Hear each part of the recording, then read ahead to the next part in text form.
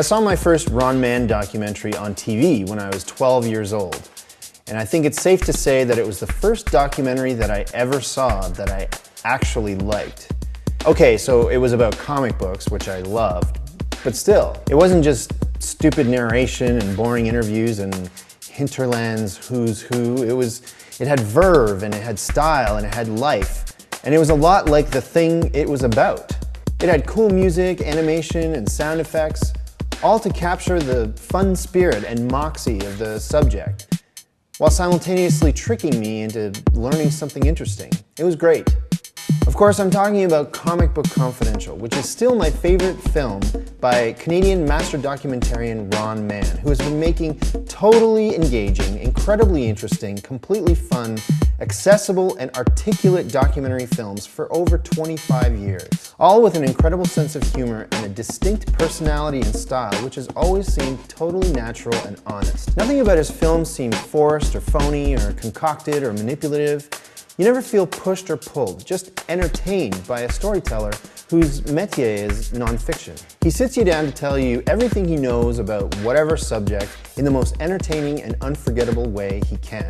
Kind of like a smart, funny uncle.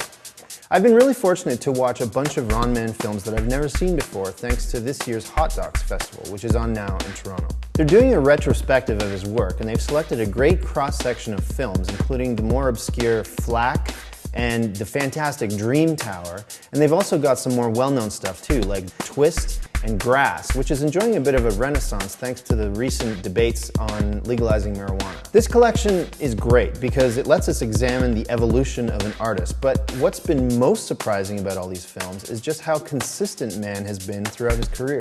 It seems like he's always known what kind of movies he's wanted to make and how he's wanted to make them. Whether it's a film about a printing house or a piece of forgotten Toronto history, Ron Mann showed an early interest in shining his light on some more obscure and sometimes abstract subjects, making them more accessible. That he's done this without pandering or dumbing things down is a testament to his skill as a filmmaker. His 1982 film Poetry in Motion is essentially a collection of readings by 24 well-known poets, an idea that then or now would, to put it mildly, be a bit of a hard sell.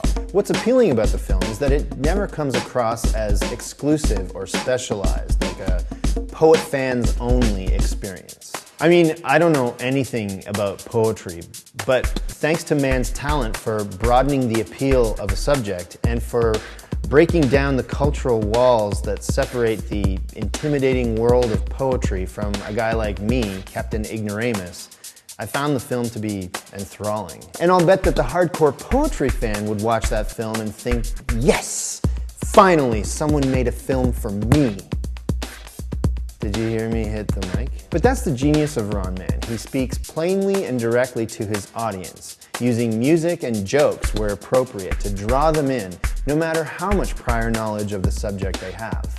Newbies don't feel intimidated by some know-it-all approach, and well-versed experts come out of the experience satisfied that someone has done their favorite topic justice. It's definitely a fine line to walk, especially when, as with most of Ron Mann's films, the subject is less about specific incidents or experiences, but rather a broader examination of some unexamined aspect of pop culture.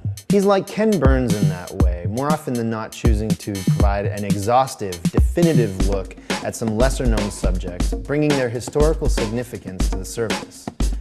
Except he does it in 90 minutes, as opposed to 15 to 20 hours. So yeah, he makes documentary films that are accessible, fun, and totally engaging. Check out Ron Mann's films, playing now at Hot Docs in Toronto, or look for them on DVD. You owe it to yourself.